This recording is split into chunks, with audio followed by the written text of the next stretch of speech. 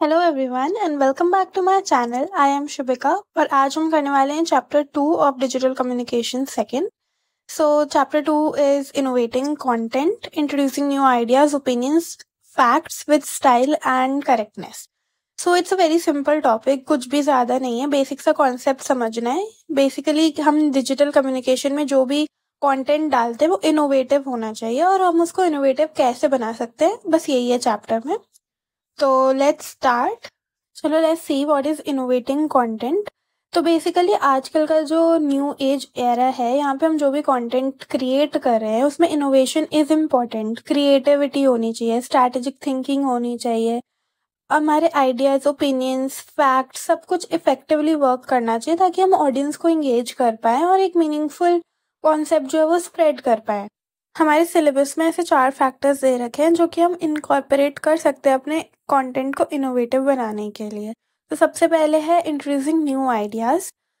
जो भी हम कंटेंट क्रिएट कर रहे हैं उसमें अगर हम वही पुरानी बातें करेंगे जो जनरल है तो ऑब्वियसली ऑडियंस जो है वो इंगेज नहीं हो पाएंगी, कुछ स्पेशल नहीं है तो आई कैचिंग नहीं होगा, तो कोई भी आपके कंटेंट पे ज़्यादा ध्यान नहीं देगा और इन टर्न आपको जो भी चीज़ प्रमोट करनी है, जो भी आइडिया स्प्रेड करना है, उसका कोई मीनिंग नहीं निकलेगा। तो बेसिकली दिस इज सेइंग कि you have to present fresh perspectives that resonate with the audience evolving needs. For example, if a brand presents their ad as saying that imagine completing your weekly tasks in half the time, our new AI assistant prioritizes and organizes your to-do list. तो ये जो चीज़ है ये लोगों को attract करेगी, लोगों को लगेगा oh this is something new that we can use to organise our day and plan our day.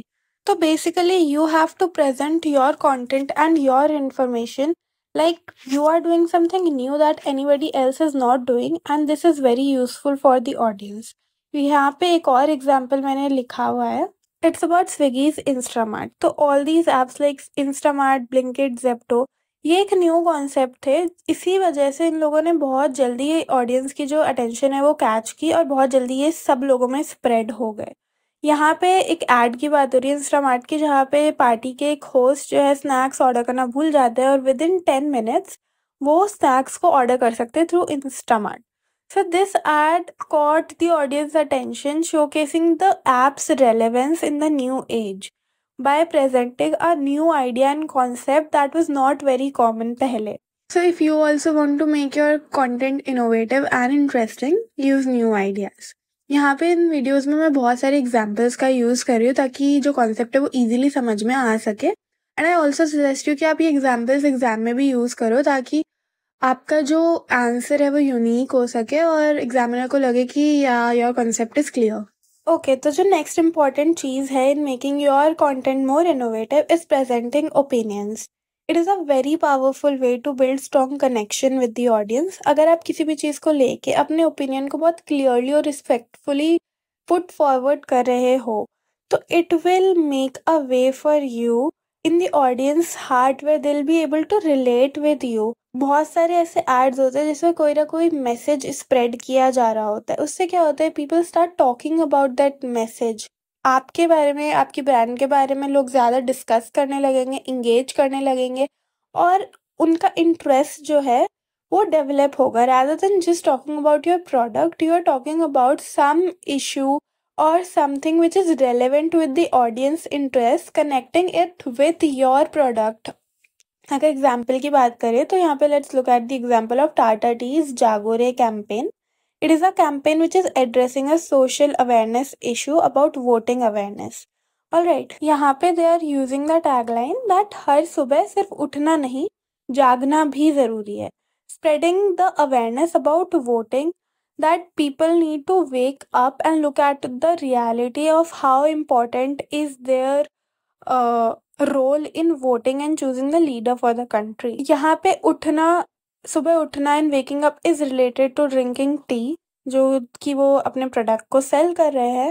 And यहाँ पे by addressing this issue they have made a space in people's heart that okay this brand is not only concerned with selling their products but they're also concerned about the societal issue. So basically, if you also incorporate your opinions in a respectful and relevant way in your content, people will appreciate you, and obviously your content will become more engaging and innovative. इसके अलावा the next important thing is incorporating facts. Facts add authenticity and reliability in your content. अगर आप कोई भी information डाल रहे हो, अगर उसके साथ आप एक फैक्ट चेक और एक डेटा डालोगे तो people will start believing you and your credibility and reliability will increase. The facts are most impactful when they are presented in a simple and easy to understand manner. तो basically अगर आप कोई facts डाल रहे हो तो बहुत complex data नहीं डाल देना है कि लोगों को समझ में ही नहीं आ पाए. इसको इस तरीके से प्रेजेंट करो कि people can easily understand and trust you. यहाँ पे एग्जाम्पल की बात करें तो we can look at Amul.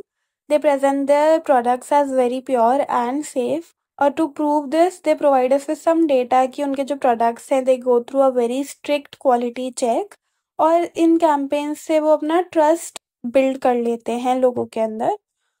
तो बेसिकली अगर आप अपने कंटेंट में कुछ रेलेवेंट डेटा और फैक्ट्स डालते हो जो कि वैलिड होने चाहिए, ट्रू होने चाहिए, उनसे आप ऑडियंस में अपना एक ट्रस्ट बिल्ड कर सकते हो, अपने कंटेंट को मोर इंगेजिंग और इनोवेटिव बना सकते हो.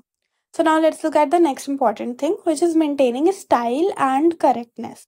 While making any content, you should first of all know who your target audience are. If you are targeting the youngsters, young generation, then you should obviously use some casual and fun tone जिससे कि लोग आपसे ज़्यादा relate कर पाएँ, they like watching you. तो आपकी जो popularity है that will increase and your content will be obviously more innovative and creative. अगर you are making some content related to some professional field, then your language should be very professional. And correctness basically means that आपके content में there should not be any grammatical mistakes, or if you are presenting some data, the data should be factually correct. अगर you will provide wrong data, then people will not trust you, and you as a source of that content will not remain credible. Okay, now let's look at the example. Here I'm using the example of Zomato. Zomato is targeting the young generation. Young people order the most, we all know that. तो जोमेटो के जब भी you look at the billboards और their advertisements, हमेशा they are using some memes या फिर जो भी रेलेवेंट रील्स पे या सोशल मीडिया पे ट्रेंडिंग टॉपिक्स चल रहे होंगे, ट्रेंडिंग ऑडियोज चल रहे होंगे ना, उनसे रिलेट करके they will make their next advertisement. Even you will see that ये स्विगी, जोमेटो, ब्लिंकिट, जो भी ये कॉम्पीटिंग ब्रांड्स है ना, they will make some advertisement or billboard targeting the other one in a playful manner, and then the other one will make the next advertisement replying to the previous brand who targeting them again in a playful manner. So this engages the audience और एक conversation spark कर देती है, जिससे कि एक जो boring ads होते हैं वो एक कॉन्वर्जेशन में, इंगेजिंग कंटेंट में कन्वर्ट हो जाते हैं just by adding some style and tone to your ads. तो इसी के साथ में we have completed this chapter. Conclusion में if we look at, it's basically talking about what is actually innovating content. You can read this and you can add this in your answers. Basically 4 चीज़ें याद रखनी है, that introducing new ideas, presenting opinions, incorporating facts, and lastly adding style and correctness in your content is important in making it innovative. That's it for today. Thank you so much for watching. Please share your feedback in the comments and tell me what more I can do to make it more understandable. Also, you guys know that making these videos take a lot of effort, so please show some support, like, share and subscribe to my channel so that I stay motivated for making all the other videos covering the other units as well. Thank you for watching. Stay tuned for upcoming videos. Till then, bye bye.